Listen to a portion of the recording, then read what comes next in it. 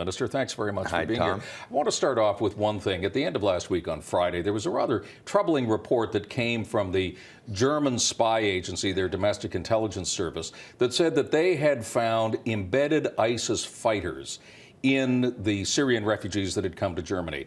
Is CSIS taking a look at the Syrians who are coming here along those exact same lines? Well, CSIS has been conducting, or CSIS and immigration officers have been conducting detailed interviews with every person in the region. They've had the endorsement of the heads of the RCMP, CSIS, and the border services that this is correct. And we are going after the most vulnerable people. And largely that excludes males on their own. And so a lot of those fighters that you described might be in that category. Although we have seen a lot of female terrorists as well. That is true. But I think that we've had a lot of discussions with the U.S. We put them all on the U.S. databases.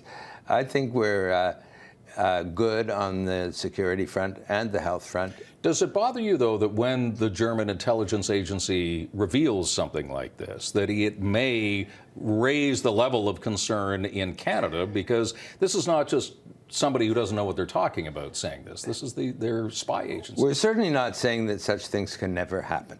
But what I am saying is that when our three primary security-related agencies express confidence, when the U.S. government expresses confidence, I think the Canadian public has expressed less concerns in recent times than near the beginning.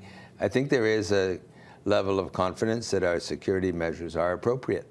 I want to move on to away from security and on to the resettlement itself. As I said at the beginning, an ambitious plan to have 25,000 here by the end of this month. We've got 16,000, but you know, there was a report just here in the city of Ottawa itself that came out late last week that said there are 600 Syrian refugees here in Ottawa. 300 of them are effectively homeless because they can't find accommodation.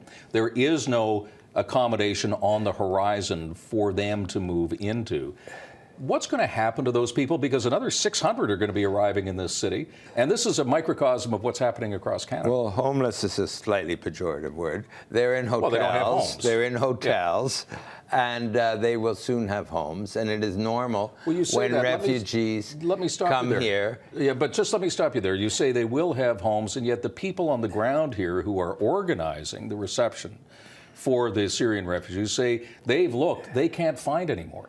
Well, what I am saying is that they will have homes. It sometimes might take a while. There have been some cities, of which Ottawa was one, that have asked for a slowdown, either because they had trouble finding homes or because they had to hire more people who have slowed down. At the same time, there are other parts of the country crying out for refugees. We have many going to the Maritimes, to New Brunswick, to Nova Scotia, to Quebec. Quebec is being very receptive, Alberta. So we have not slowed down the planes at all. So they are coming in quickly as predicted.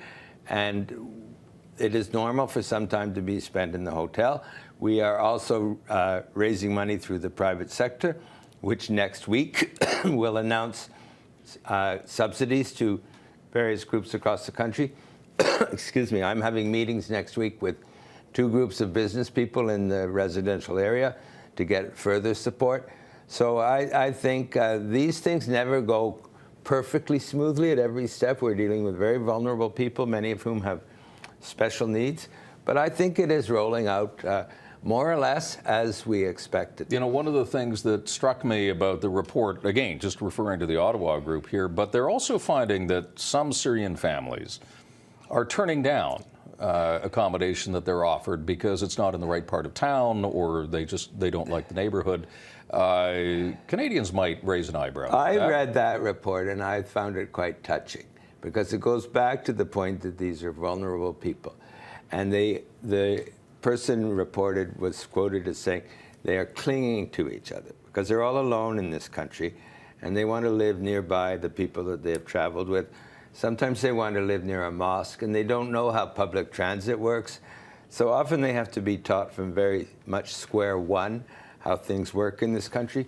So that's a good example of some of the challenges facing the resettlement agencies. when you're dealing with super vulnerable people. So it takes a little patience and it takes a little time.